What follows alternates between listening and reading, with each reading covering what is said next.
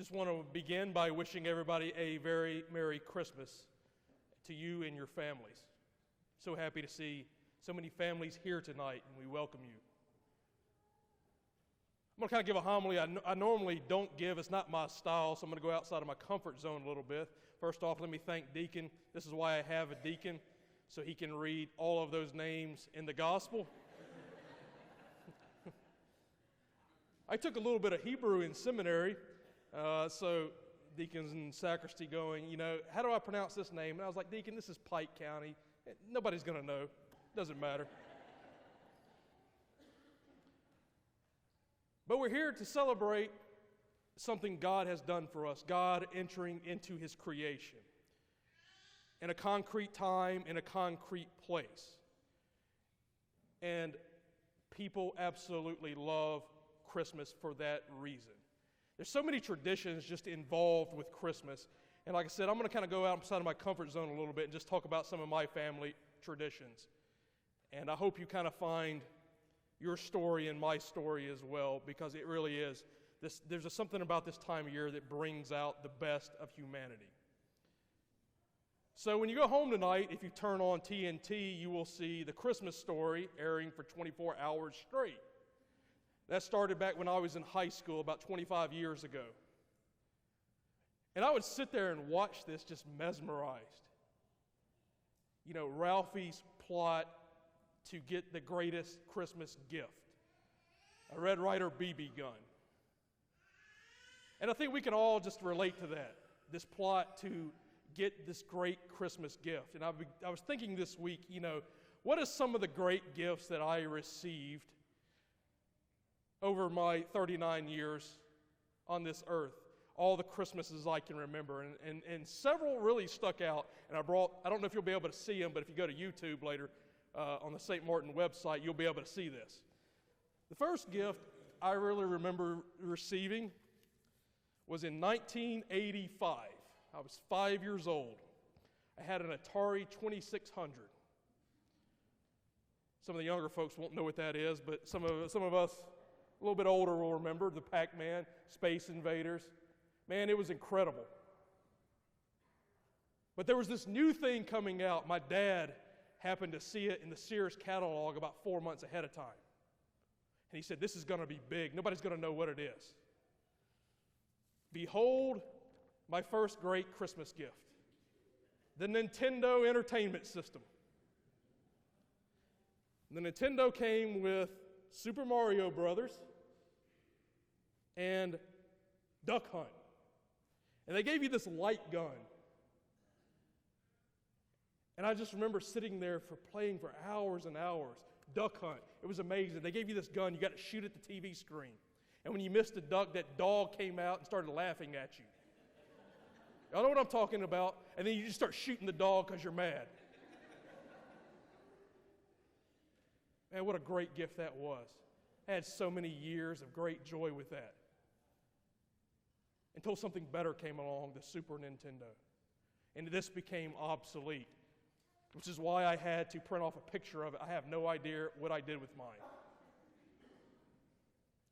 Next great gift I remember receiving. 1992. The Huffy White Heat mountain bike.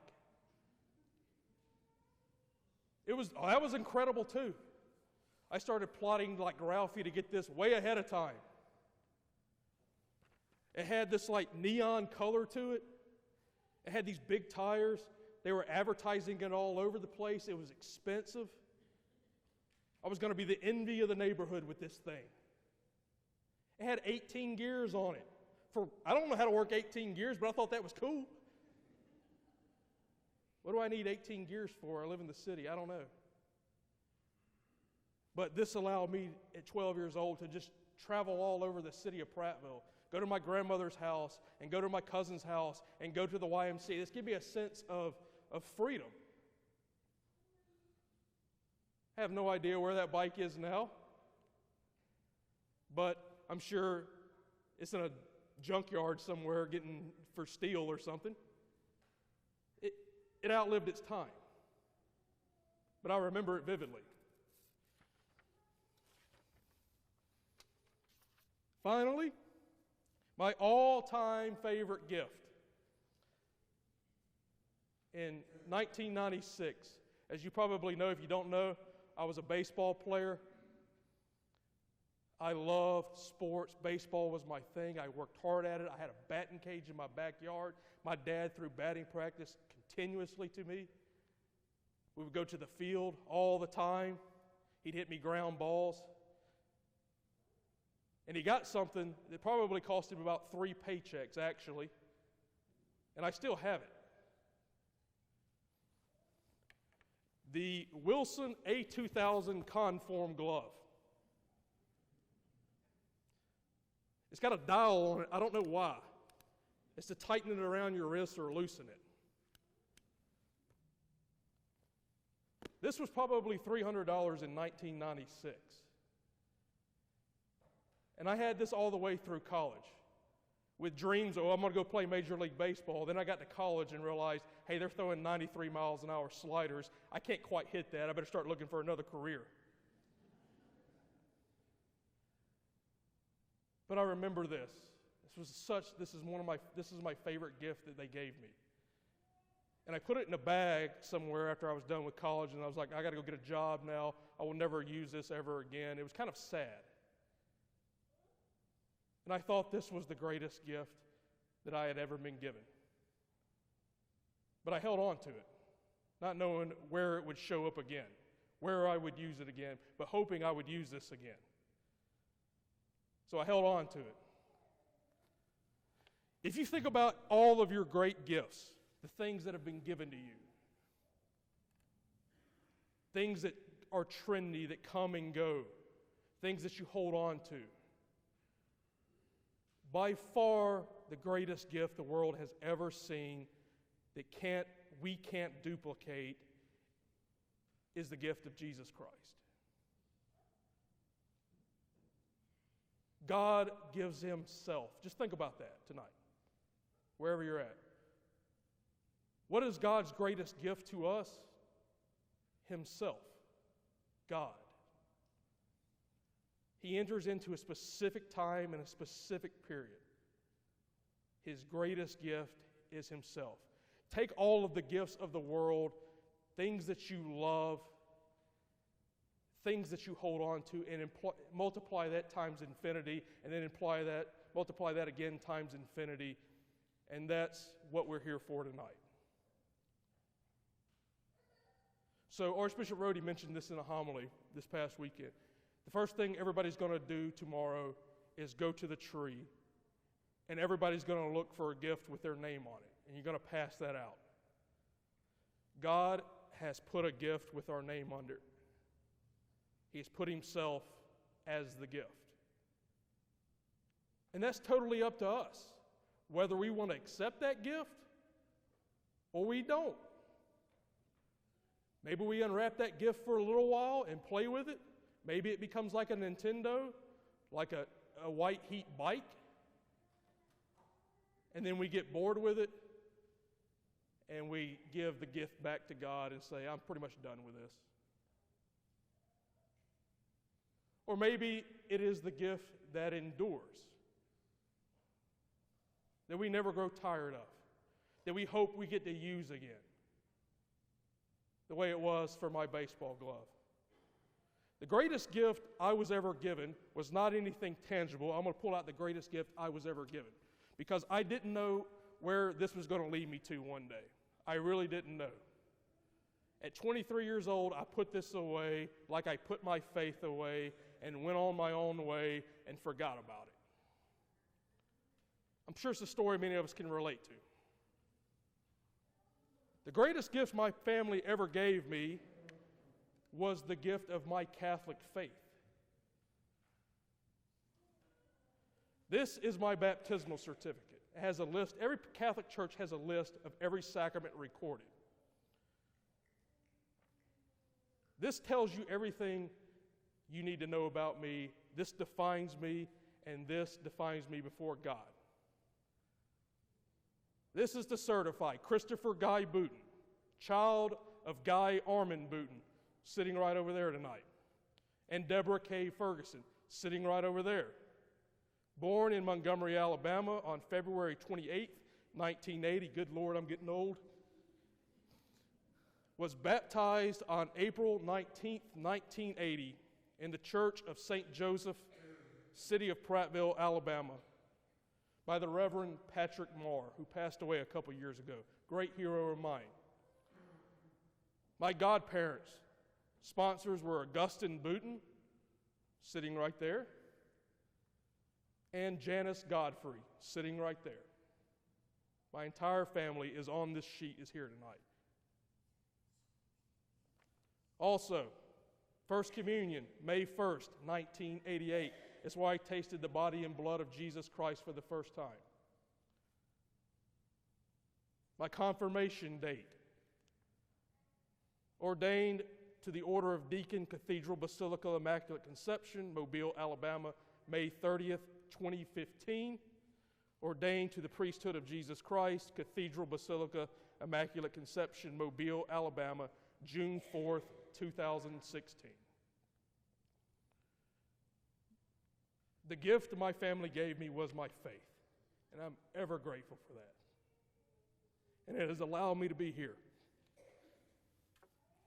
One of the things I really wanted to do, I never really came to peace with, was as a baseball player, I wanted to win a state championship. Man, I wanted one of those big fat rings they put on your finger that says you are a champion. Got close several times, never quite got over the hump. I'm glad Coach Ponder is here tonight, head coach of Pike Lib's baseball team, because he wins state championships all the time. He must get bored with it. I don't know how many rings you got, but they're awesome, right?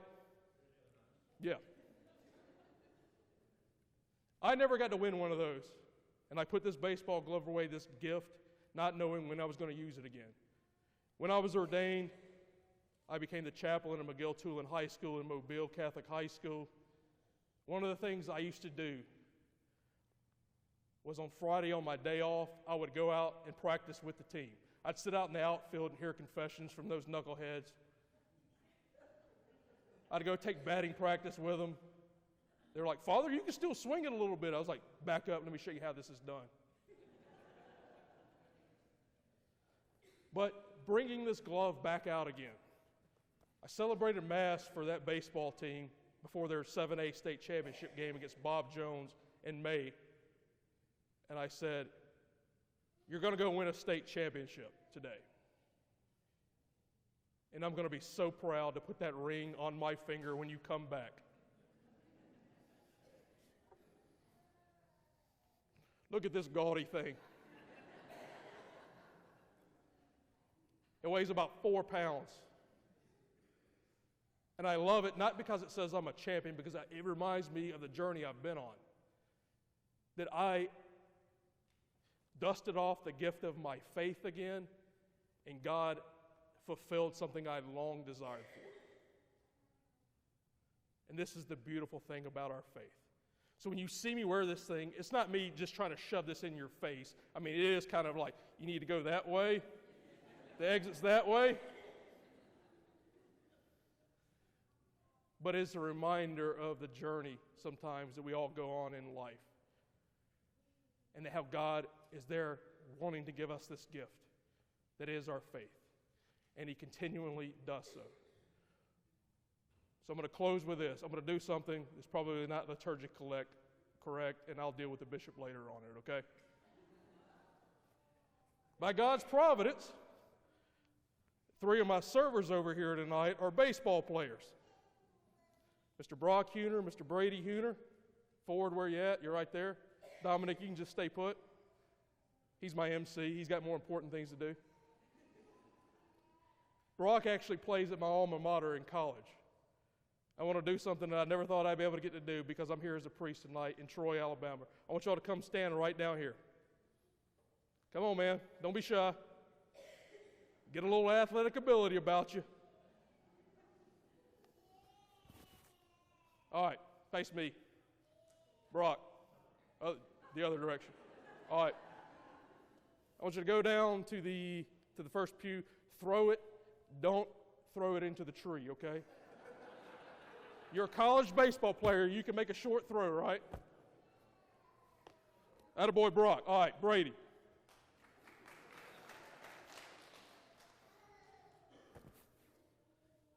Good.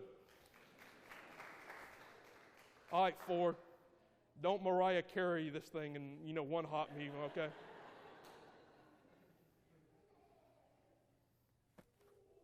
Attaboy.